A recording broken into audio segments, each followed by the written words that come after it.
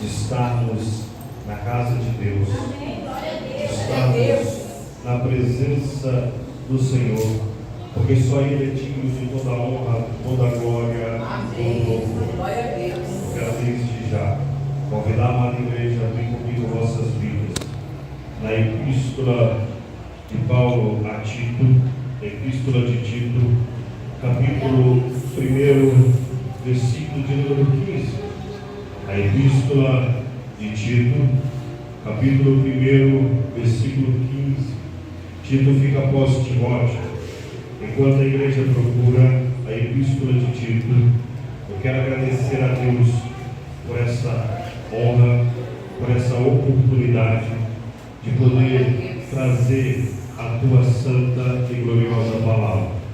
Louva a Deus pela vida de cada um dos obreiros, a pastora, presbítero, presbíteras, levitas. Que Deus abençoe a cada um dos obreiros, aos membros que aqui estão, a cada um dos irmãos que aqui está. Agradeço, louvo a Deus pela vida da minha muito digna esposa, missionária Vanessa, minha companheira, minha amiga, que sempre está comigo em todos os momentos. Que Deus abençoe. Amém? Todos acharam a santa palavra de Deus? Aleluia. Primeira, a Epístola de Tito, capítulo 1, versículo de número 15. Aleluia. Diz assim a santa palavra de Deus: todas as coisas são puras para os puros, mas nada é puro para os contaminados e infiéis. Antes, o seu entendimento e consciência estão contaminados. Podemos assentar, glorificar o Senhor. Aleluia. O Senhor me deu um tema para essa mensagem que tem por título Estruturado na palavra pelo conhecimento de Cristo. Estruturados na palavra pelo conhecimento de Cristo. Quando nós vemos esta epístola, nós começamos a entender o fundamento da fé cristã. Assim como Timóteo era filho na fé do apóstolo Paulo, Tito também se tornara. Tito era um homem gentil nascido na Macedônia. Ele foi conduzido até Cristo através do apóstolo Paulo. Paulo lhe mostrou a salvação.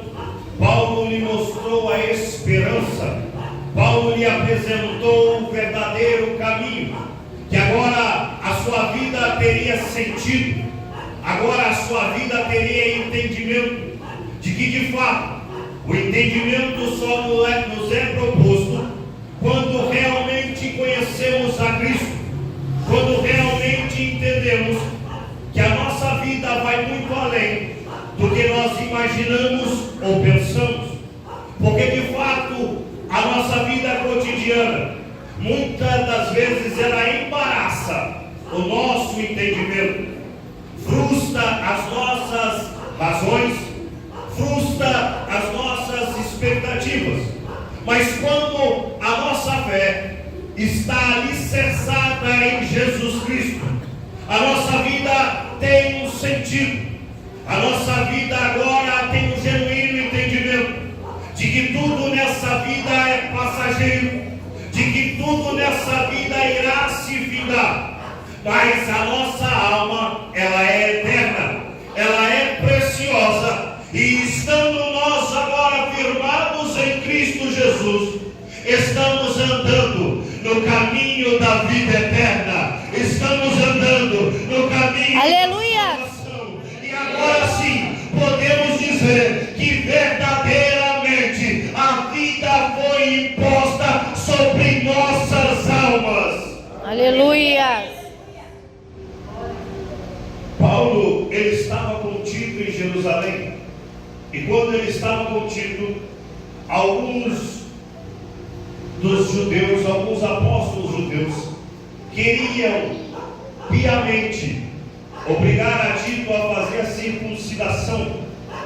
Paulo assim não permitiu, porque era do entendimento de Paulo que o que eles queriam fazer, presbítero, era diminuir a classe cristã gentílica, aqueles que não eram judeus, os gentios que agora se tornaram a igreja de Cristo. Eles queriam lhes impor os costumes judaicos, as maneiras judaicas, fazendo com que eles viessem a se inferir como uma segunda classe de cristãos. Paulo, tendo essa percepção em vista, ele não permite que isso acontecesse com Tito. E Tito agora se torna companheiro de viagem de Paulo. Tito provavelmente esteve com Paulo quando ele escreveu a epístola aos Gálatas, depois da libertação do seu primeiro aprisionamento em Roma. Perceba que os dois viajaram, que os dois navegaram, mas com o intuito no coração único. A perspectiva que Tito tinha era que Paulo lhe transpareceu que cada alma é preciosa, que cada alma é valiosa. Aleluia! A perspectiva que Paulo tinha no coração se firma hoje aqui, através da sua vida. Foi por ele não desistir do valor de cada alma que hoje nós estamos aqui essa noite, para glorificar o santo nome do Senhor e o sacrifício vicário que Jesus Cristo fez por cada um de nós na cruz do Calvário. Aleluia! Eles começaram seus trabalhos missionários do Oriente, e os dois aportaram em Creta, evangelizando, instituindo algumas igrejas por toda a cidade. O intuito de Paulo sempre era único.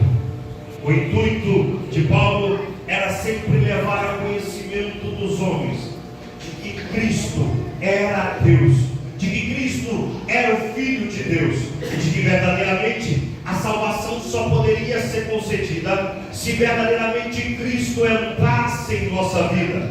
Essa perspectiva passa pelo entendimento humano, porque na nossa personalidade humana nós temos uma fé agente natural que nos move sobre a terra, que faz a perspectiva do nosso dia a dia se tornar melhor, mesmo em dias difíceis. Mas agora a perspectiva que Paulo trazia, levita, era uma perspectiva de fé diferente. Não era uma fé humana, mas era uma fé sobre-humana. Era uma fé que era agente do próprio Senhor Jesus Cristo. Que quem conduzia essa fé era o Espírito Santo de Deus. A partir do momento que essa fé entrando em ação, movesse o coração dos homens e das mulheres a aceitar a Cristo como seu único, aleluia, e suficiente Salvador de vossas almas.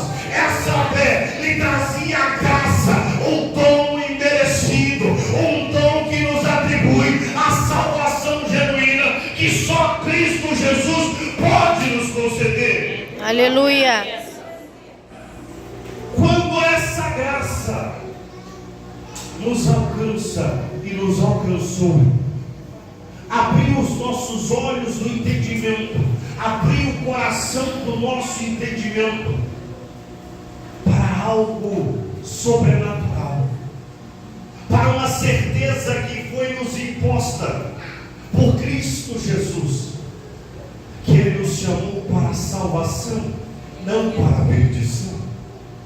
Você está aqui essa noite porque essa certeza foi germinada e brotou em seu coração. Porque essa semente que um dia foi germinada, ela floresceu.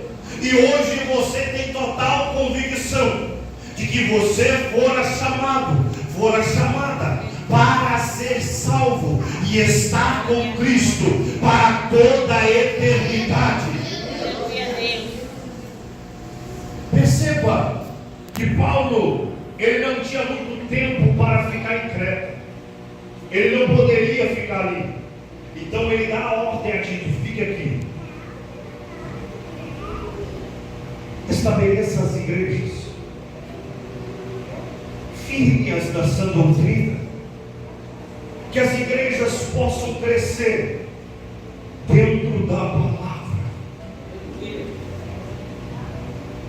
O maior marco de Paulo foi sofrer.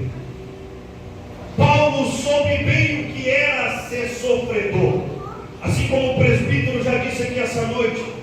de perseguidor, de um homem que perseguia, para um homem que se tornara perseguido, de um homem que sofreu as marcas de Cristo sobre a sua vida, de um homem que entendeu que o Evangelho ele não é ganho, ele é perda. Sofremos aqui, perdemos aqui, para ganhar para todo sempre a nossa salvação e a nossa estadia para toda a eternidade nas mansões celestiais. Paulo, ele recebe provavelmente uma carta de Tito.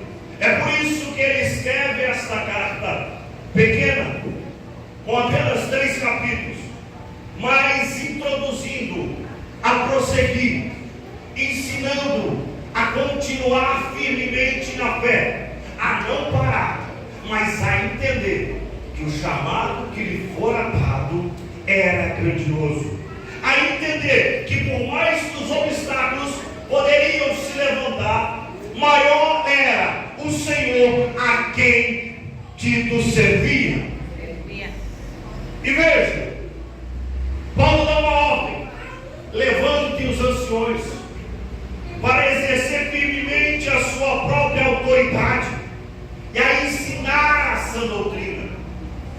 Eles estavam vivendo momentos tribulosos em que falsos mestres, falsos ensinadores estavam tentando perverter a igreja e as famílias da igreja.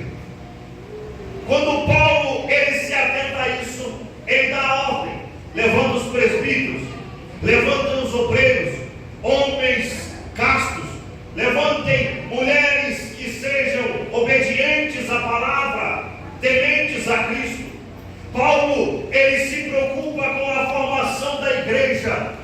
Ele agora percebe que o inimigo havia se levantado através de falsos mestres, através de falsos pregadores, e por esse cuidado ele descreve esta carta. E eu quero começar essa mensagem trazendo 3 tópicos ao seu conhecimento, 3 verdades para ser um obreiro de Deus. A primeira verdade é o valor do chamado em servir. Eu quero chamar a vossa atenção a esta noite mais uma vez, como de costume, quando me é concedida a oportunidade para a sumarícia das cartas relativas de Paulo. Entenda que nessa introdução inicial deste capítulo, no versículo 1, Paulo, não diferentemente dos demais, ele vai trazer Paulo, servo de Deus e apóstolo de Jesus Cristo. Perceba que a primeira afirmação que ele traz é servo de Deus. Temos que estar firmados em nosso coração o entendimento que servir é amar, que servir é obedecer, que servir é a maior honra que é nos dada, porque temos o privilégio de servir a Deus. Entenda que o nosso próprio Deus foi o maior exemplo de servo que já foi dado à igreja. Ele nos ensinou que o privilégio de servir é muito aquém do que pensamos ou imaginamos, que o privilégio de servir foi dado àqueles que realmente tiveram seu coração moldado por Cristo. Perceba, ele despiu-se da sua glória, se fez carne. Ele era Deus, mas não teve por usurpação ser igual a Deus. Se posicionou como servo, e servo obediente, até a morte de cruz, para nos dar o gozo da vida eterna. Ele nos ensinou que servir é fazer a vontade de Deus genuinamente, que servir é fazer aquilo que Deus estabeleceu para cada um de nós. Primeiramente, quando nós aceitamos a Cristo, nos posicionamos a entender qual é a vontade de Deus, através da sua palavra, nos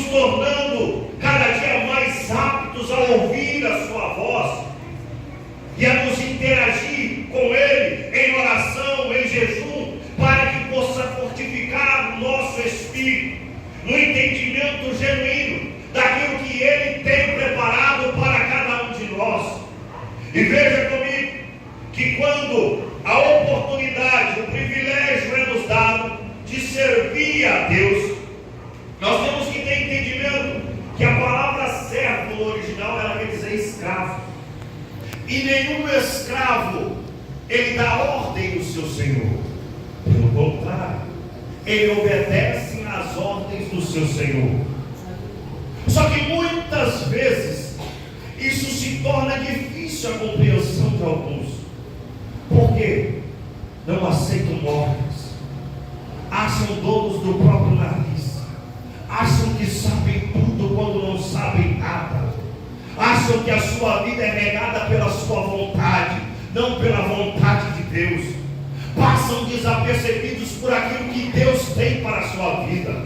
Nós temos que ter um entendimento que, se de fato eu aceitei a Cristo como meu Salvador, o que eu tenho por entendimento agora já não me importa mais, mas o que importa agora é o verdadeiro entendimento que só o Espírito Santo Aleluia. pode nos conceder. O que importa agora é servir, é fazer a vontade genuína de Deus, porque ela é boa, ela é perfeita, ela é agradável. Por mais que muitas das vezes ela possa não ser tão aceitável ao nosso ego, mas o nosso ego não tem que ser massageado, ele tem que ser confrontado, para que dia após dia possa haver um aquebrantamento em nossos corações, e que verdadeiramente Jesus Cristo possa sentir-se confortável em fazer a sua morada através do teu glorioso Espírito Santo em cada um de nós. Veja, servir no começo pode parecer complicado. Obedecer a bispo, obedecer aos pastores, obedecer aos obreiros, obedecer aos líderes. Muitas pessoas não têm o costume da obediência. Muitas pessoas veem, às vezes, que uma ordem que é dada é como se fosse um confronto a si, porque acham que sabem quando ainda estão aprendendo, e de verdade nós nunca vamos saber nada. Estamos num profundo aprendizado dia após dia, e o aprendizado que nós aprendemos aqui, ele serve para que nós possamos fazer a diferença lá fora. Por isso que a palavra igreja no seu original quer dizer eclésia, lançados para fora ou saindo para fora. Tudo aquilo que nós absorvemos aqui é de fato, tem que ser concretizado em vidas lá fora. Deus te chamou com um propósito genuíno, e esse propósito, ele é um marco sobre a sua vida. A sua vida, quando é regada da vontade de Deus, ela traz unção, ela traz virtude, ela traz mudança, ela traz avivamento, ela traz convencimento. Aleluia.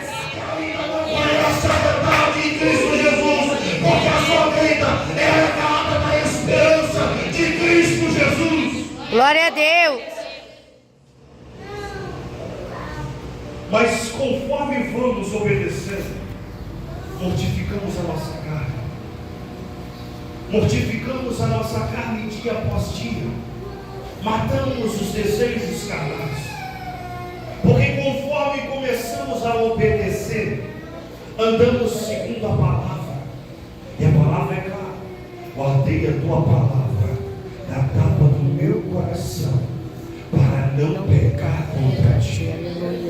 Quando eu ando pela palavra, quando eu vivo a palavra me ensina o valor da santidade, a palavra me ensina o valor da comunhão, a palavra me ensina o valor da fidelidade, a palavra me ensina que a minha esperança viva é a volta do meu Salvador. A palavra me ensina que se eu não andar em santidade, jamais eu poderei ver a glória de Deus. A palavra me ensina que o meu noivo é santo, e ele espera uma noiva santa, adornadas em vestes de glória, para o grande dia, que essa noiva não será pega desapercebida, mas ela estará com o seu Senhor para toda a eternidade.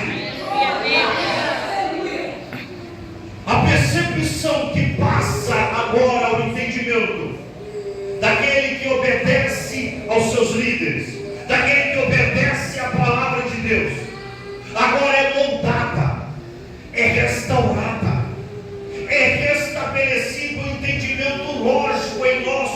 coração e na nossa mente. Porque há uma renovação cotidiana na nossa mente, que agora transparece as virtudes de Cristo a nós. Porque outra hora não poderíamos compreender o entendimento lógico daquilo que Cristo tinha ao nosso coração. Até mesmo a palavra de Deus, que outra hora, ao abrir versículos assim, parecia tão complexo, parecia algo que não tinha entendimento aos nossos olhos. Mas quando começamos a obedecer a Deus, aos seus obreiros e a atuação da palavra, a palavra agora ela esclarece os nossos olhos. Agora a palavra enclausura o nosso coração. Ela se torna ampla, ela se torna acessível, porque verdadeiramente começamos a andar segundo a vontade de Deus. E quando andamos segundo a vontade de Deus, aquilo que outra hora era obscuro se torna claro. E se tornando claro, Ele nos faz nos aproximar de Cristo Jesus. E quanto mais próximos estamos de Cristo Jesus, os devaneios que nos consumiam o nosso entendimento, que consumiam a nossa moralidade, que consumiam a nossa sensatez, esses devaneios agora são deixados de lado, porque a carne começa a perder as suas forças. O desejo de nossa alma agora é fazer a vontade do Eterno. Agora é se submeter a um completo amor verdadeiro à obra de Deus.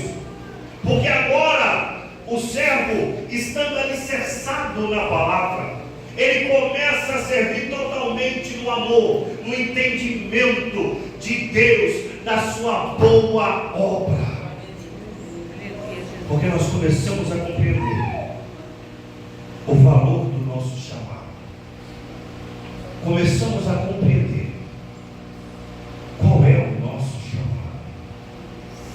Porque de fato o chamado se torna claro em nossas vidas quando a obediência vem no estado por completo em nossos corações. Quando a obediência está enraizada em nosso coração, Cristo, Ele começa a agir através do Teu Espírito Santo, guiando os nossos passos, nos conduzindo à vontade de Cristo, para que verdadeiramente o nome do Senhor venha a ser glorificado através da vossa vida. E veja, o seu espírito se torna cada dia mais vivo, a carne mortificada, o espírito vivo, lhe tornando agora digno de uma escolha designada por Deus. Veja que a escolha é instituída por Deus, não é pela bispa, é por Deus. É Ele que coloca primeiro no coração dela, para que depois assim possa ser levantados os obreiros. Essa escolha, ela vem de Deus para a vida de cada um. Amém. E perceba comigo que depois Paulo ele traz o entendimento. Depois de ser servo, agora sim, e apóstolo de Jesus Cristo. Primeiro eu sou servo, para depois eu ser coroado como obreiro de Cristo, para o valor da minha servidão ser coroado com aquilo que Deus me chamou. Porque a glória não é nossa, a glória é dele. E todo o serviço que nós fazemos pela obra de Deus, é o nome de Cristo que é enaltecido, é o nome de Cristo que é glorificado, é o nome de Cristo que é reconhecido, é o nome de Cristo que tem lugar. O nosso nome não tem importância. As obras que nós fazemos somente é para testificar que Cristo é o mesmo ontem, hoje e será eternamente, que Cristo é imutável, que Ele é o Senhor dos senhores e para todo sempre Ele é o Rei da glória. Aleluia. Veja, Agora, com tudo isso, Jesus Cristo, Ele nos coroa com um dom ministerial. Uns é dados o dom do diaconato, outros dos presbitérios, outros dos presbitérios, evangelistas, missionários, pastores, apóstolos, bispos. Deus coroa agora, devido à sua fidelidade, devido ao seu desejo de servir. Porque quanto mais é dado, mais é cobrado. Entenda bem que cada degrau ministerial que nós subimos, nós de fato não estamos subindo, mas estamos descendo. Porque quanto mais é dado, mais é cobrado. Porque quanto mais é dado, mais eu tenho ainda que servir. Porque eu estou a serviço da igreja, eu estou a serviço de Cristo. E se verdadeiramente eu sirvo com amor. Eu não sirvo por interesse, mas eu sirvo porque verdadeiramente eu amo o meu Senhor. E veja que o obreiro de valor, que carrega na sua alma o amor e o apreço pelas almas que ainda andam na escuridão, que ainda não conseguiram ver a verdade, mas o verdadeiro obreiro, ele tem a resposta, ele tem o amor, ele tem a compreensão, ele tem o dom da caridade, da piedade, da misericórdia. A graça de Cristo, que é abundante sobre a sua vida, lhe faz entender o valor precioso que cada alma tem, e ele lhes apresenta o caminho da salvação, o caminho para a verdadeira vida. Porque vida não temos nessa terra, vida nós temos somente em Cristo Jesus.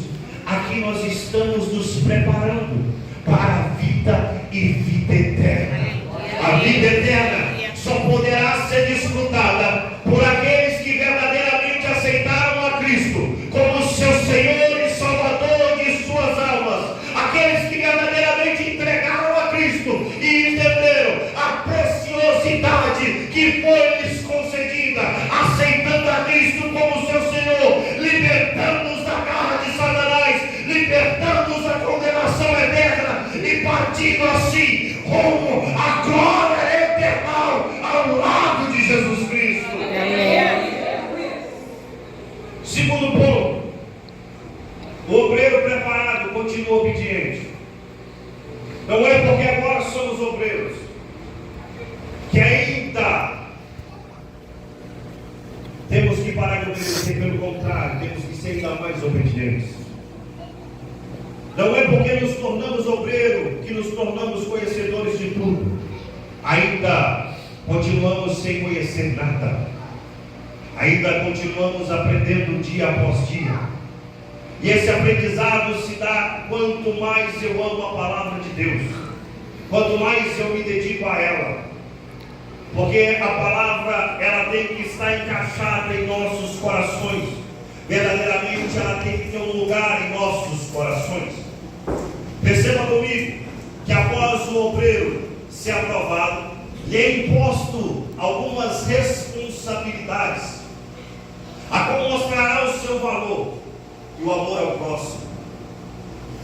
Você se torna obreiro não porque você é bom, mas porque a graça de Deus lhe permitiu abrir os seus olhos.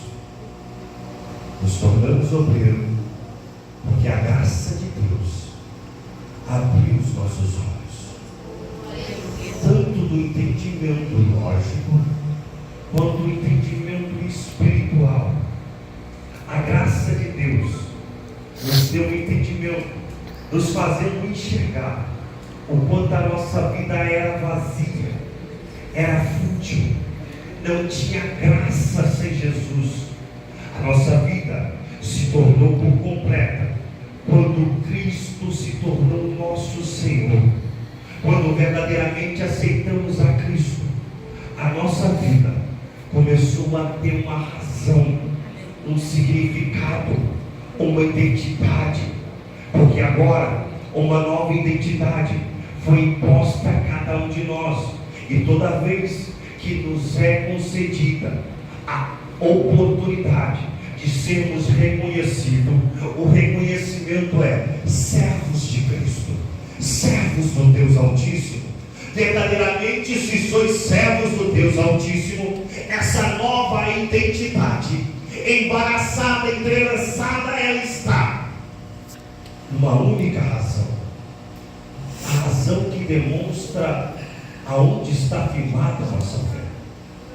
Primeira Epístola de Pedro 3,15, o apóstolo vem dizer que nós temos que estar prontos para sempre ensinar e falar aonde está a razão da nossa fé, e provar realmente que a nossa fé é algo convicto, é algo que realmente traz o esclarecimento ao coração da humanidade, porque nós vivemos num período muito complicado, em que os falsos mestres têm se levantado.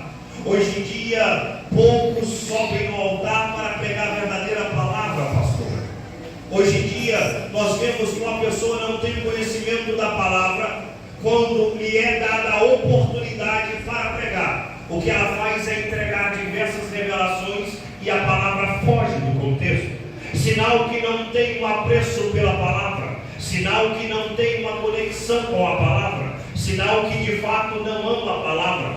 Jesus, ele disse no Evangelho de Mateus, capítulo 24, que aquele que verdadeiramente ama a Ele e a seu Pai que está no céu, ele ama a palavra de Deus, porque a palavra não é dele, mas foi dada por Deus a Ele, para cada um de nós. E aqueles que verdadeiramente amarem a palavra de Deus, também ama a Cristo e ao Senhor Jeová.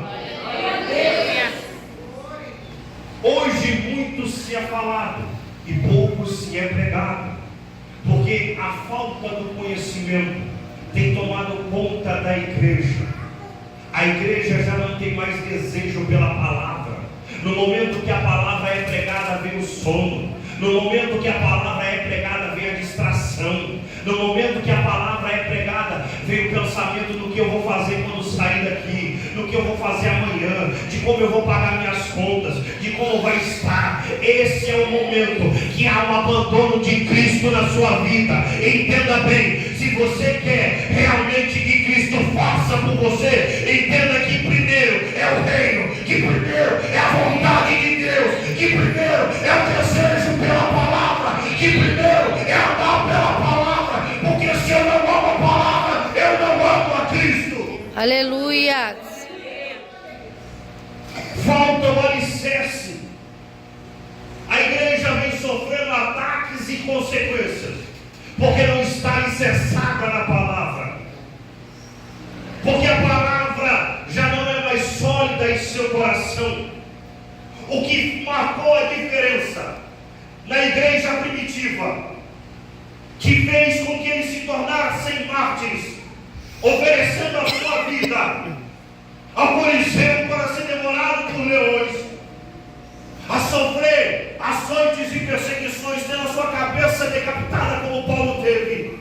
Muitos morreram queimados por Nero, mas o que manteve a sua fé viva foi a palavra, porque a palavra os convenceu do que a morte era só uma passagem para a vida eterna. E quando nós temos isso convicto, gravado em nosso coração, nós temos o intuito, nós temos o entendimento de que nós estamos aqui a serviço de Deus. Mas se Deus recolher a nossa alma hoje, nós estamos prontos para morar no reino do céu. Aleluia.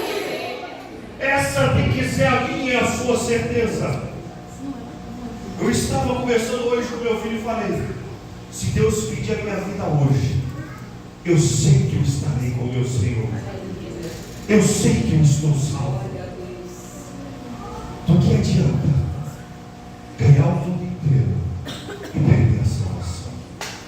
Nós temos que ter um entendimento que, como os homens e mulheres de Deus, fomos chamados a não ser omisso, mas a amar o nosso próximo. E eu tenho algo comigo que eu sempre digo: se eu amo ao meu próximo, pastora, eu não amo só do amor físico, mas eu amo a sua alma, o seu espírito. O meu desejo maior é de lhe ensinar a verdade, lhe ensinando essa verdade para que ele possa saber que essa vida é passageira e que a vida eterna o aguarda. A escolha é única: céu ou inferno, paraíso ou sofrimento eterno, vida ou morte eterna. E para isso, se eu amo verdadeiramente, eu apresento a Cristo, a única salvação, o único e verdadeiro Deus. Não há outro Senhor, somente Ele é o Rei da Glória, somente Ele pode salvar, somente Ele é a esperança. Aleluia, Deus. Que nos dá a vida eterna. Aleluia. Perceba comigo que quanto mais o meu espírito se fortalece, mais ele se fortifica, missionário Vanessa. O meu espírito, ele vai me levando aonde Deus quer. Ele me posiciona segundo a vontade de Deus. É por isso que a palavra fala que dia após dia procuramos a conseguir o status de varoas perfeitas.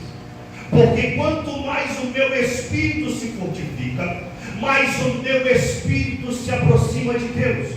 E quanto mais o meu espírito está conectado com o Espírito Santo de Deus, está interligado, como de fato deveria estar desde o princípio, se não fosse a desobediência do homem, mais eu estou agindo segundo a vontade e o querer de Deus. E agindo dessa forma, haverá conflitos,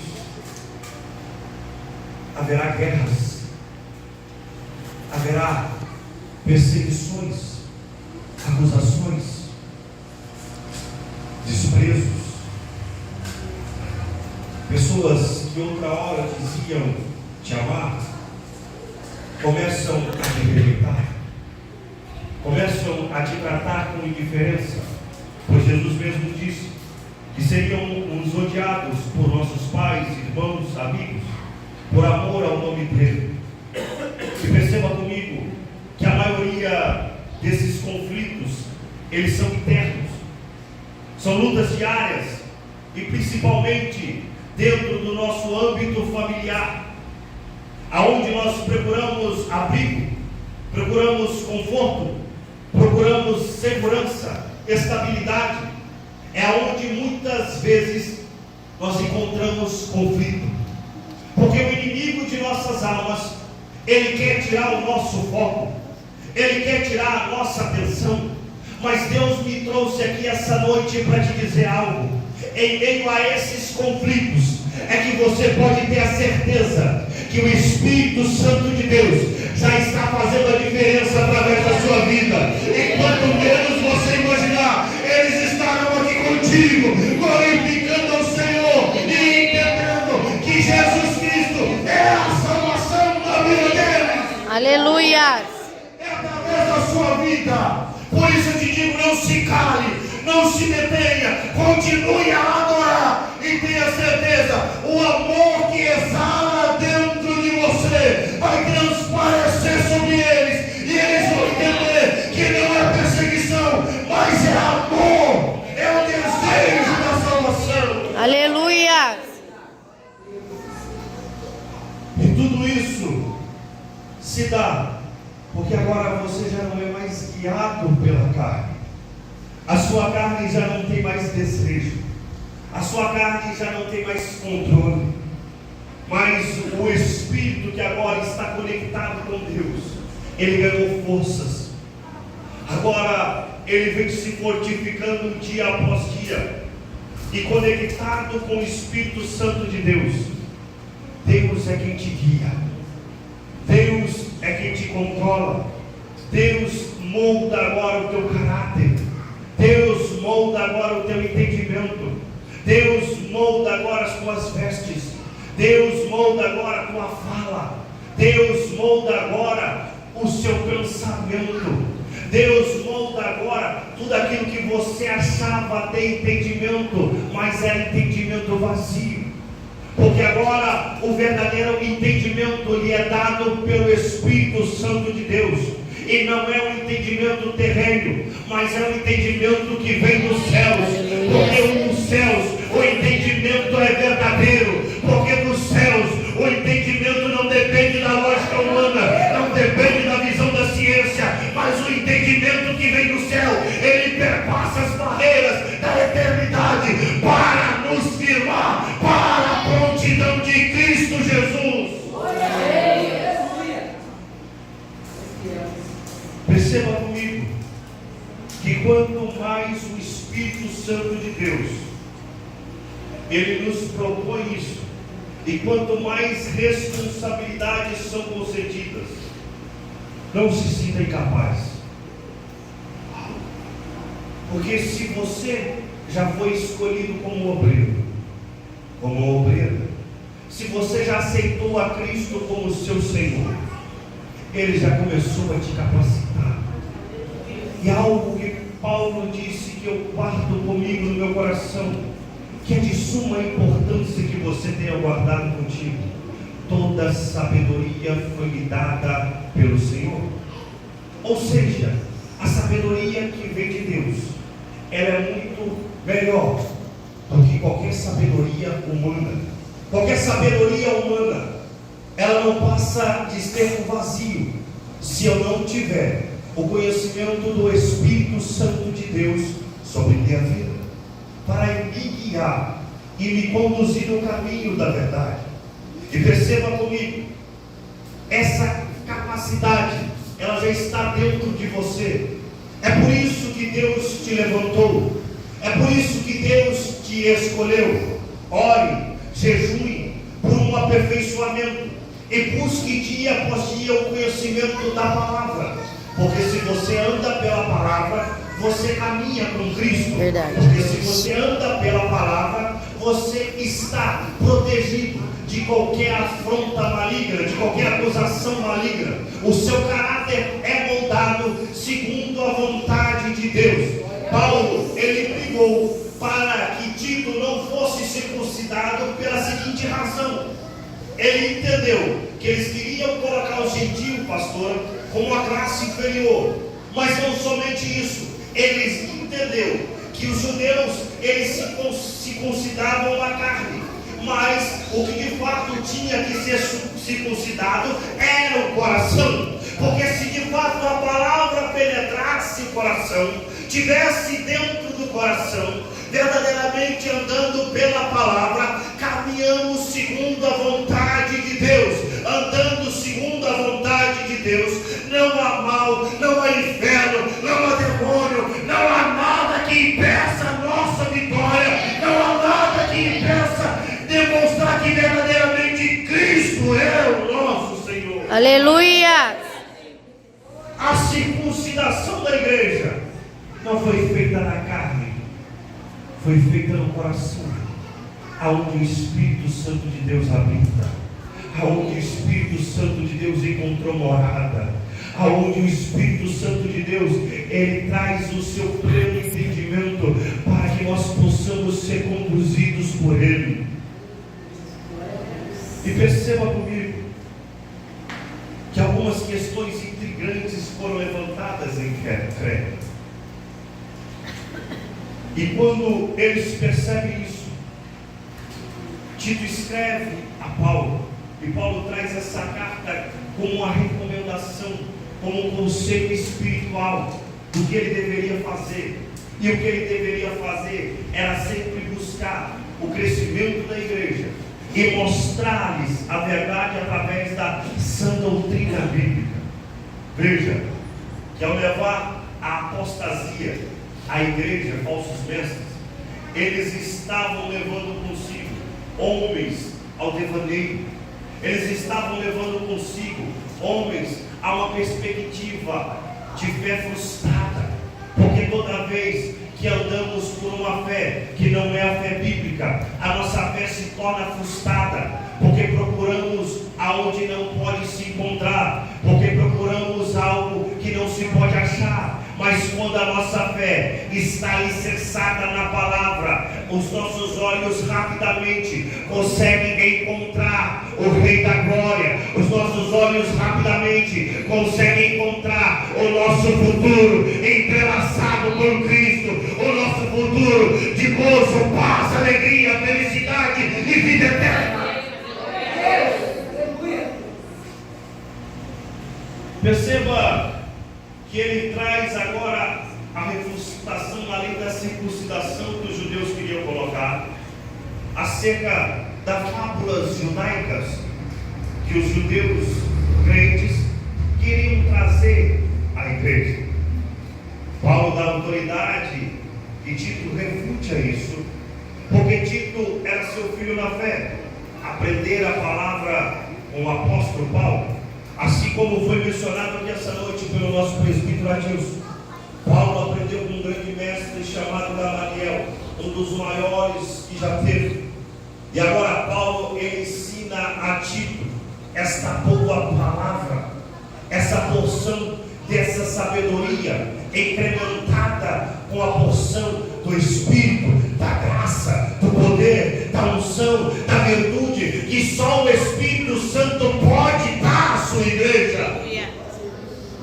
E veja que quando ele incrementa o conhecimento e a graça, a virtude da palavra, ela transparece convencimento de que se eu não de fato aceitar a Cristo, a minha alma é vazia, mas que se de fato eu aceitar a Cristo, a minha vida agora sim faz sentido, agora sim tem lógica na minha existência, agora sim tem um sentido da minha existência. Agora tudo aquilo que eu imaginava se torna notório, porque a perspectiva da minha vida muda. Eu vejo que a minha vida tem sentido, eu vejo o quanto a minha vida é valiosa, porque fora dita pelo meu próprio Senhor.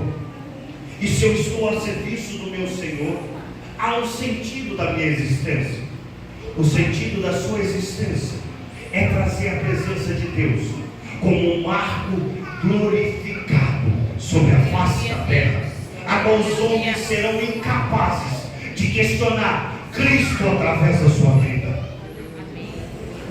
E veja que além disso, alguns homens de Creta, eles começaram a trazer heresias pelo simples fato da ganância, pelo dinheiro. No final do capítulo 11, Paulo ele fala acerca dessa ganância, que por top ganância eles trazem ensinamento como convém. Essa palavra ganância, ela vem do verbo grego kerdos, que quer dizer ganhar, lucros. Homens distorcem a palavra apenas por fins lucrativos. Perceba comigo que as mensagens que já vem de algum tempo para cá, principalmente a partir da década de 80, que vem as mensagens trazendo os fins lucrativos, elas só têm o intuito de enriquecer os homens. As mensagens, a teologia da prosperidade, o único fim lucrativo é enriquecer o bolso daqueles que pregam. Agora, aquele que prega a verdadeira palavra, o único interesse dele é ganhar almas para Cristo, é provar a existência de Jesus Cristo, é provar que Cristo Jesus irá voltar, mas somente será salvo aquele que verdadeiramente o aguarda, aquele que verdadeiramente tem a sua fé firmada e alicerçada na palavra de Deus.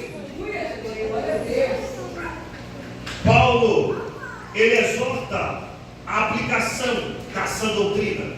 A sã doutrina, ela tem que ser pregada. A palavra que confronta a nossa alma, o nosso ego, o nosso entendimento, ela tem que ser pregada.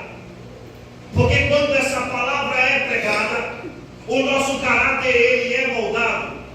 Claro, se verdadeiramente disposto eu estou a receber essa palavra. se verdadeiramente disposto eu estou a seguir a Cristo. Porque se eu não estiver disposto, o pregador pode suar de pregar, que a palavra vai entrar por um ouvido e sair por outro. Ela não vai mudar a minha vida, ela não vai mudar o meu caráter, ela não vai mudar a minha estrutura, ela não vai me direcionar na vontade de Deus. Porque de fato o meu interesse não é estar com Cristo. Se o meu interesse é estar com Cristo, eu tenho que entender que eu tenho que ser mudado dia após dia, eu tenho que ser lapidado dia após dia, para que verdadeiramente o Espírito Santo de Deus se sinta confortável em habitar na minha vida. Para finalizar o terceiro ponto, pregue a verdade. Ela salva e liberta. Agora perceba comigo, aonde nós iniciamos no versículo 15. Paulo nos mostra que tudo é puro para os puros. E porque fomos purificados pela graça e pelo sangue de Jesus Cristo, nosso Senhor e Salvador. Por isso nos tornamos puros. A partir do momento que aceitamos a Cristo, nos tornamos uma nova criatura. E agora somos purificados pelo teu sangue carmesim e pela tua graça. Perceba comigo que aqueles que vivam em conflito com Deus, como os judeus crentes, trazendo seus costumes judaicos, como os crentes de Creta, que queriam trazer as suas fábulas, os seus misticismos dos seus deuses antigos. Agora tudo se cai por terra.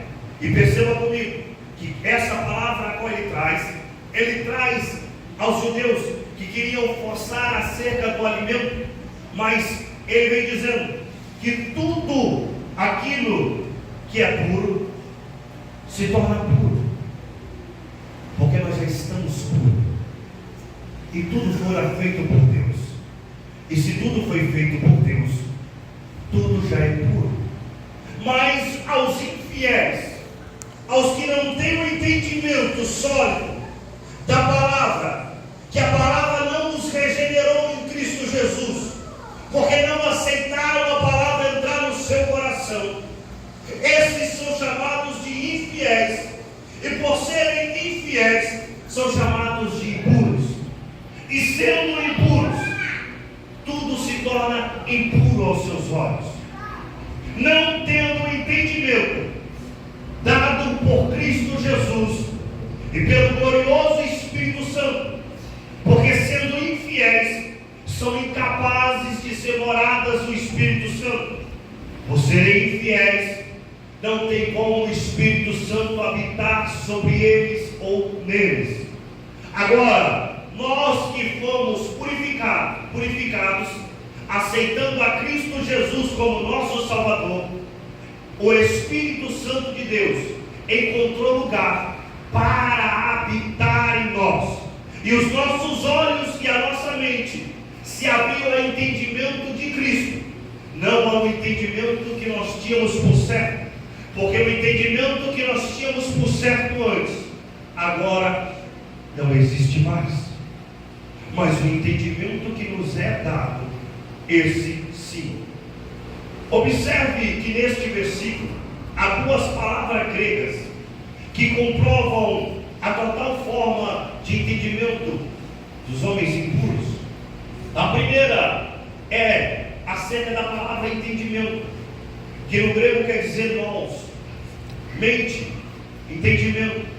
A segunda palavra é conhecida que está empregada, é a palavra sineiseia. Perceba comigo que a percepção dessa palavra ela é conjunta. Consciência moral, substantivo de sineito, ou seja, ter consciência de consciência, ou o conhecimento de si mesmo. O conhecimento desses homens era o seu próprio conhecimento. Eles não tinham conhecimento da palavra, nem o conhecimento do Espírito Santo. Por isso que eles andavam em histórias de fábulas, por isso que eles pregavam aquilo que eles achavam pelo seu conhecimento, mas não eram capazes de enxergar além daquilo que o conhecimento humano não poderia ver. Só podemos enxergar dentro das Escrituras, além do conhecimento humano, pelo conhecimento que nos é dado pelo Espírito Santo de Deus. E esse conhecimento só pode ser dado aos puros de coração. Perceba comigo, Cristo o purificou. Cristo te purificou. Cristo te purificando, a partir do momento que você o aceitou, além do conhecimento que você busca dia após dia, agora lhe é imposto o conhecimento que é dado pelo Espírito Santo de Deus, que esse te faz enxergar coisas inefáveis, que esse te faz enxergar coisas que são indiscutíveis a todo homem entender. Esse conhecimento só pode ser observado por um homem, por uma mulher cheios do Espírito Santo de Deus, que andam em espírito e verdade, que caminham com a justiça divina, que andam moldados o seu caráter dia após dia, pela presença magnífica do Espírito Santo de Deus, que lhe leva rumo à vitória. Paulo, entendendo essa contaminação por um conhecimento vazio, por um conhecimento falso, por um conhecimento humano, da não compreensão das coisas divinas, Paulo agora ele começa a indagar, que Tito refuta-os, porque Tito conhece a verdade, mas a refutação de Tito deveria ser pela palavra, não dando a eles a oportunidade de um conflito, mas mostrando através da exposição da palavra que de fato ele era um homem de Deus. Deus, ele quer provar através da sua vida que você é uma mulher de Deus, que você é um homem de Deus. Todos nós fomos chamados para sermos mensageiros do Evangelho. Jesus Cristo, quando ele estava subindo assunto aos céus, ele disse: ide a todo mundo, apregoai o Evangelho. Aquele que crê e for batizado será salvo, aquele que não crê já está condenado. Você tem na sua vida, no seu coração, o entendimento de que Jesus salva, Jesus cura, Jesus liberta e Jesus leva para o céu. Então comece a anunciar que a salvação foi dada gratuitamente, com preço de sangue, na cruz do Calvário, e que Ele deseja a salvação de todos aqueles que verdadeiramente o aceitarem. Aleluia. Se coloque de pé. Eu vou estar orando, mas antes eu quero fazer uma rápida conclusão do que aprendemos essa noite. Que o mérito de ser servo é grandioso, pois enquanto servimos estamos sendo moldados por Deus para viver coisas grandiosas. Enquanto levantados ao obreiro, temos que continuar servindo e obedecendo nossos líderes, e principalmente o anjo da igreja e a Deus. O amor à palavra nos faz entender que a palavra nunca permitirá que sejamos enganados por falsos mestres. Quer ver aonde vai ser pego no período da grande tribulação? A grande maioria dos crentes que não forem arrebatados, porque eu creio que eu serei, glória a Deus, serão por revelações, profecias, milagres. O anticristo pegará muitos nisso, porque hoje a procura maior da igreja não é a palavra, é milagres, é revelações, é profecias. Dentro de poucos dias eu estarei contando o meu testemunho. A bispa pegou uma mensagem no domingo e dentro da palavra eu falei: aí a minha revelação. Você quer ver uma revelação que não frustra a sua alma? É quando o pregador está pregando e você entende que a palavra é para você e você recebe. Aleluia. Porque essa não vem do homem, mas essa vem de Deus. Porque quando o pregador está pregando, é o Espírito Santo de Deus que está conduzindo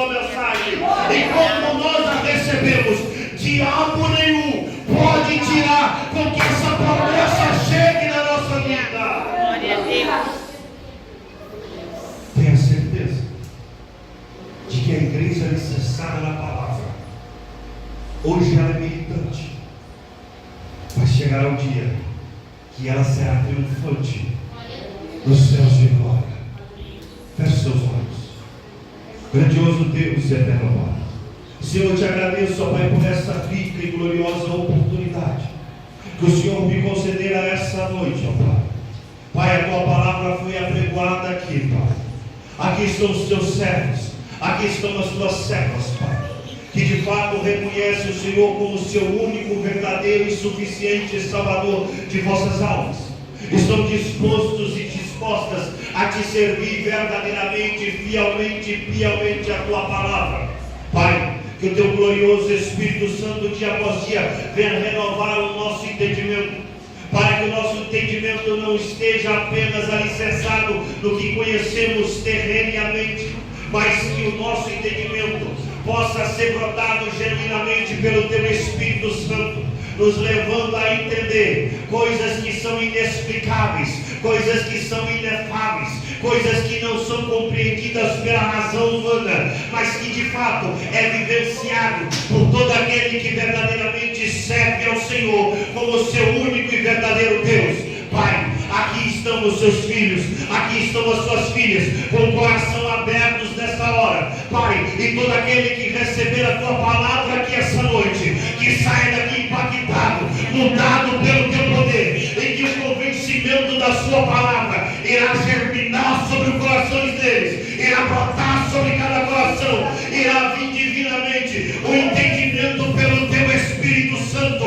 a qual alcançará todos aqueles que eles já têm, que elas já têm colocado em oração, para que o Senhor possa libertar, e será através da vida delas, ó Pai, através da vida deles, que essa libertação ocorrerá, pois eles são canal de bênção, usados pelo Senhor nessa terra. Pai, eu glorifico o teu nome, Pai, eu glorifico o teu nome, por cada uma vida que aqui se encontra, e eu te peço, ó Pai, dia após dia, nos santifica-nos, nos fortifica-nos, nos enquadra na tua palavra, em nome de Jesus, amém.